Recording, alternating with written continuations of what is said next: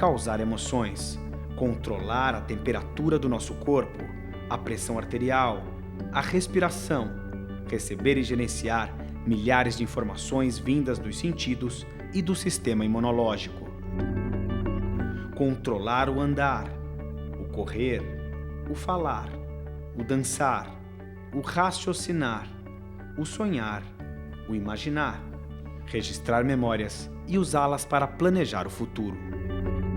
Todas essas tarefas e muitas outras mais são controladas e reguladas pelo cérebro. O cérebro, de cor rosada, é dividido em 2 hemisférios simétricos.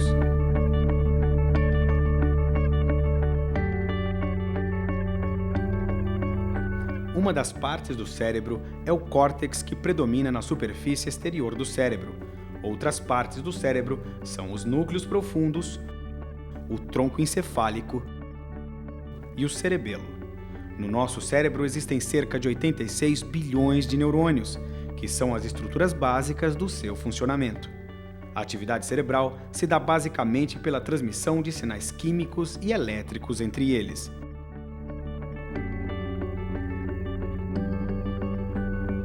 Cada neurônio apresenta um corpo celular, prolongamentos chamados dendritos, geralmente muito ramificados e que atuam como receptores de estímulos, funcionando, portanto, como antenas para o neurônio, e um axônio, prolongamento longo que atua como condutor de impulsos nervosos. Entre os neurônios existem as sinapses. As sinapses são espaços onde os sinais passam de um neurônio para o seguinte por meio de mediadores químicos, os neurotransmissores. O que vemos, portanto, é uma estrutura extremamente dinâmica na qual há uma intensa atividade elétrica.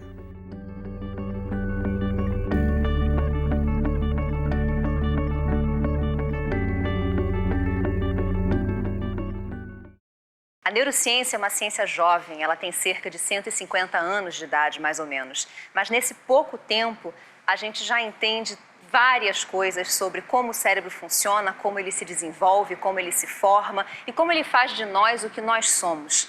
É claro que ninguém precisa ser neurocientista ou entender em detalhes como o cérebro funciona para entender o nosso dia a dia ou para aprender, para ir para a escola, para se tornar um profissional capacitado, para lidar com as outras pessoas, nada disso.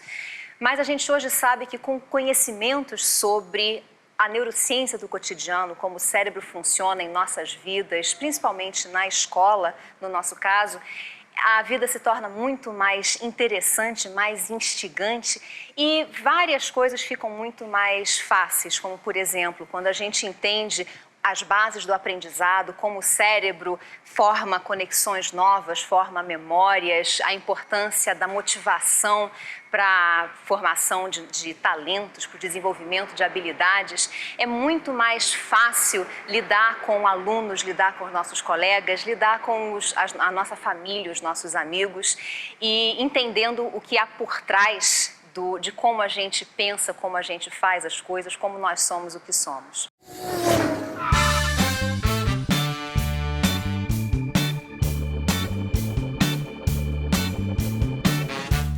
O cérebro é um órgão, como vários outros do corpo, com cerca de 1,3 kg, mais ou menos, que tem uma estrutura que no nosso cérebro, no ser humano, é bastante semelhante à de outros animais.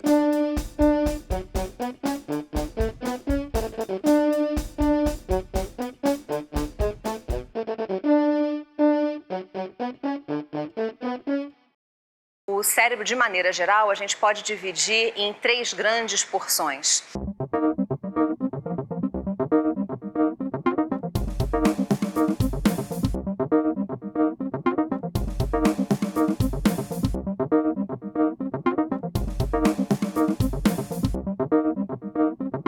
Todo um conjunto de estruturas que se prestam a receber informações do ambiente e processar essas informações de uma maneira coordenada, digamos, que permitem que o cérebro crie uma imagem, uma representação sensorial do ambiente. Isso é muito importante para permitir que tudo que a gente faz aconteça de maneira adequada, ajustada à realidade do ambiente.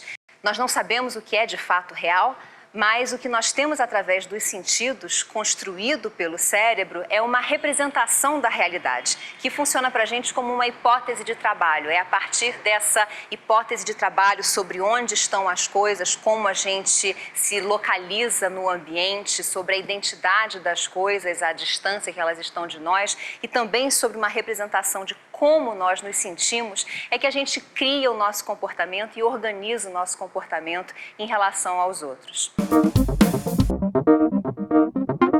Essa imagem composta que o cérebro cria a partir dos sentidos é levada para outras regiões do cérebro que são encarregadas, então, de gerar os movimentos, de gerar o comportamento.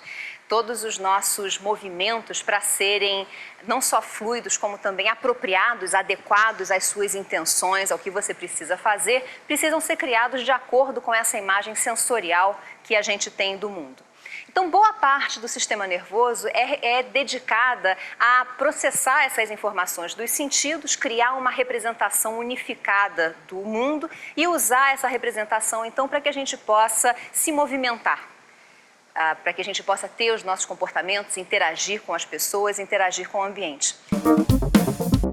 Além dessas porções do cérebro, a sensorial que fica na parte de trás e a motora que fica nessa parte mediana, a gente tem o córtex pré-frontal, que é essa porção mais da frente do cérebro, que por definição não é nem sensorial nem motora.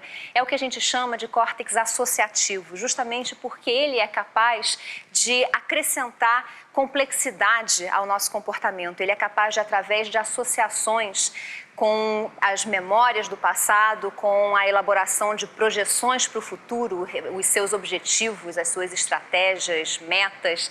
É esse córtex pré-frontal que permite que a gente saia do presente. A nossa vida mental, ela não é limitada ao aqui e agora, graças a essa porção do cérebro que permite, então, que o nosso comportamento seja muito mais complexo e leve em conta não só tudo que nós fizemos no passado, como também, com base nisso, o que a gente espera para o futuro, que a gente antecipa que aconteça nos próximos segundos, onde a gente deseja estar daqui a um dia, uma semana, um mês, um ano e o que é necessário fazer para chegar lá.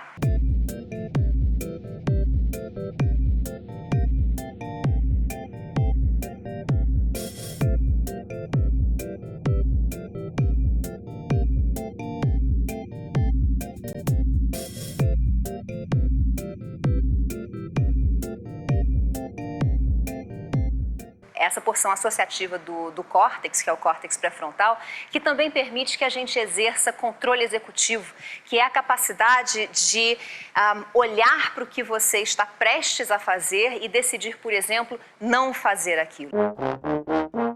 É uma das habilidades que a gente desenvolve na adolescência, por exemplo.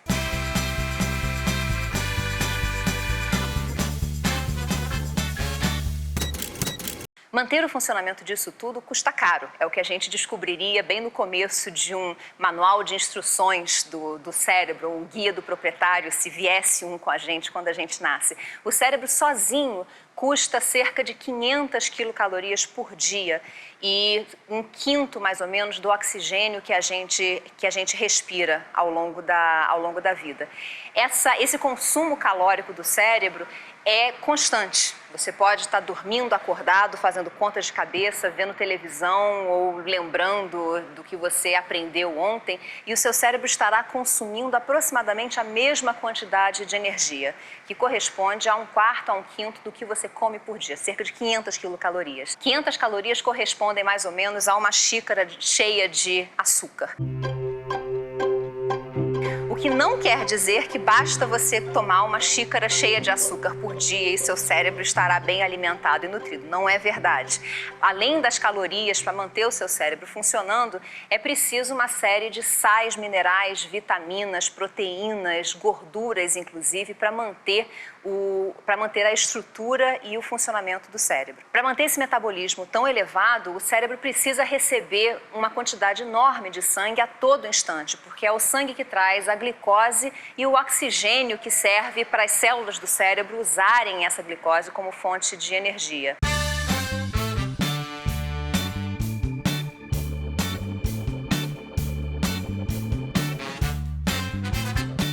Quando a neurociência começou a estudar o metabolismo do cérebro, parecia um paradoxo o fato do cérebro consumir sempre a mesma quantidade de energia. Não importa se você, por exemplo, fica relaxado, dormindo, sonhando ou resolvendo problemas de matemática de cabeça. Isso é paradoxal porque a gente sabe que quando a gente começa a fazer uma atividade física, por exemplo, os músculos precisam de muito mais energia e, portanto, eles recebem mais sangue para sustentar esse metabolismo. E o cérebro não, como um todo, ele recebe sempre mais ou menos a mesma quantidade de sangue e consome a mesma quantidade global de energia. A gente hoje sabe que a resposta desse paradoxo é que quando a gente desempenha uma tarefa específica, quando você lembra de uma lista de informações que você aprendeu, por exemplo, algumas regiões do cérebro ficam mais ativas do que elas estavam antes, enquanto outras ficam menos ativas do que elas estavam. O que quer dizer que, na média, o consumo energético continua mais ou menos estável.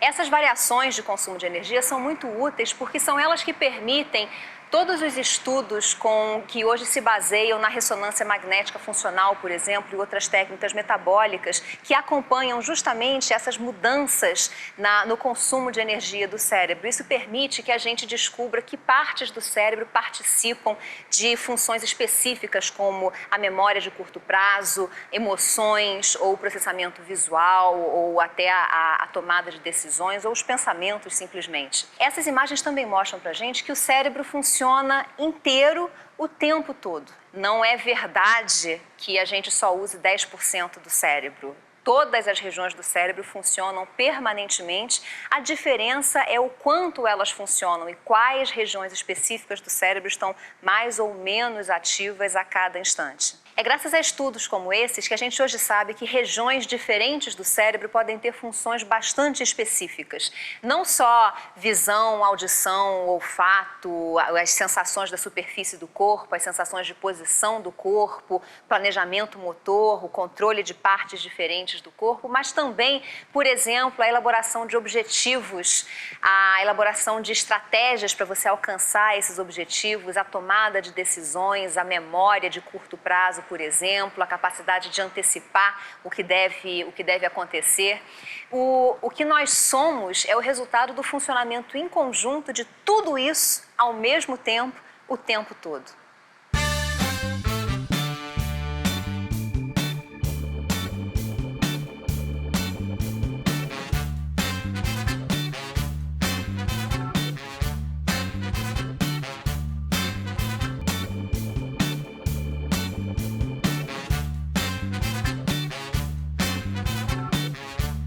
Existe uma divisão de tarefas não só entre as várias áreas especializadas do cérebro, mas também entre os dois hemisférios, as duas metades do cérebro. De maneira geral, o lado esquerdo do cérebro controla todas as funções do lado direito do corpo e vice-versa.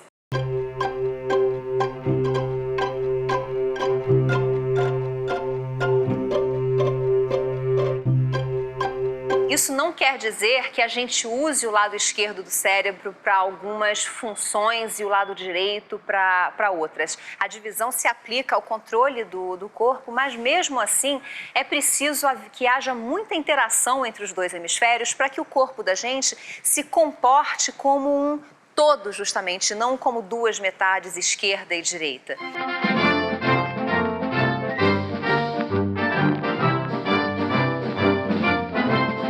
Existe, sim, um certo grau de divisão de tarefas entre os dois hemisférios cerebrais, além do simples controle do corpo. Por exemplo, em geral, é o lado esquerdo do cérebro que produz a fala, que produz as palavras, que seleciona e encadeia as palavras que a gente pensa e fala. Enquanto isso, a região correspondente do lado direito do cérebro é responsável por dar o tom emocional da fala, o que dá o conteúdo emocional da fala, que está expresso na prosódia, essa melodia da fala, com a voz que sobe e desce. Agora, a fala, com todos os seus nuances, com o seu conteúdo emocional, justamente, ela é o resultado da interação dos dois lados do cérebro. Por isso a comunicação depende dos dois lados do cérebro e não apenas de um ou outro. A gente hoje sabe, por exemplo, que essa história de que o lado esquerdo do cérebro é racional e o lado direito é emocional e criativo é uma lenda. A neurociência moderna consegue já estudar o processo criativo e descobre que justamente a criatividade, a capacidade de gerar coisas novas, de encontrar caminhos novos, depende dos dois lados do cérebro, depende de todos esses processos acontecendo de maneira integrada ao mesmo tempo entre os dois lados do cérebro.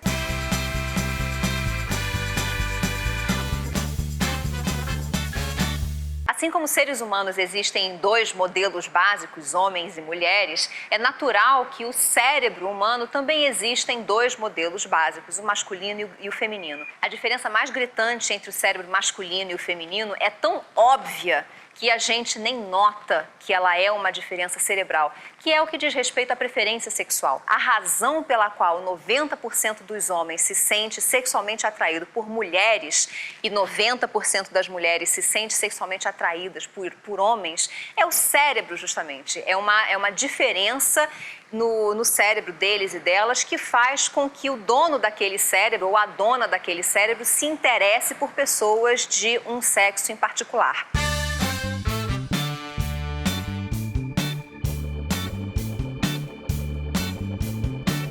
Como o nosso comportamento é resultado do cérebro que a gente tem, o comportamento sexual também é resultado do cérebro que a gente tem. Então, essa é a maior diferença entre o cérebro masculino e o feminino.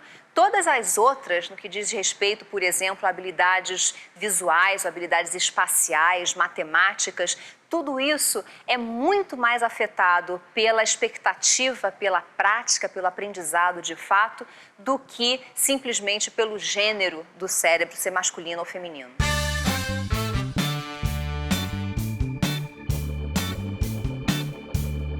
Isso não quer dizer que ele é melhor, nem que possui mais neurônios, nem que é capaz do que o cérebro feminino. Ele é apenas, em média, ligeiramente maior. Até onde a gente sabe, o tamanho do cérebro não tem nenhuma associação com a inteligência, com as suas capacidades, com a memória, nem é garantia também de que você possua mais neurônios.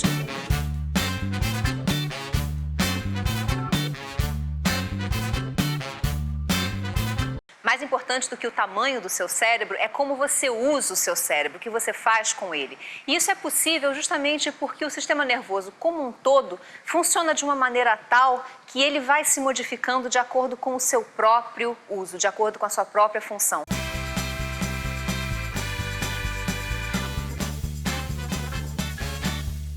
Tudo que a gente faz deixa marcas no cérebro. O cérebro se modifica de acordo com o seu próprio funcionamento, de acordo com as suas próprias decisões, de acordo com as suas experiências. Uma das mudanças mais claras no cérebro ao longo da vida é a que a gente vê do nascimento até a idade adulta.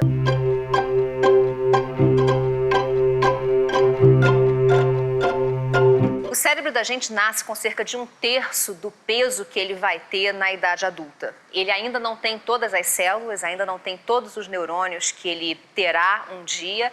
E o tamanho adulto é atingido na pré-adolescência, lá pelos 10 a 12 anos de idade, mais ou menos. Só que isso não quer dizer que o cérebro aos 10 a 12 anos já esteja pronto. O final da infância não é o final do desenvolvimento do cérebro. De 5 anos para cá, a neurociência já sabe que a adolescência é um segundo período de grandes transformações no cérebro, no sistema nervoso.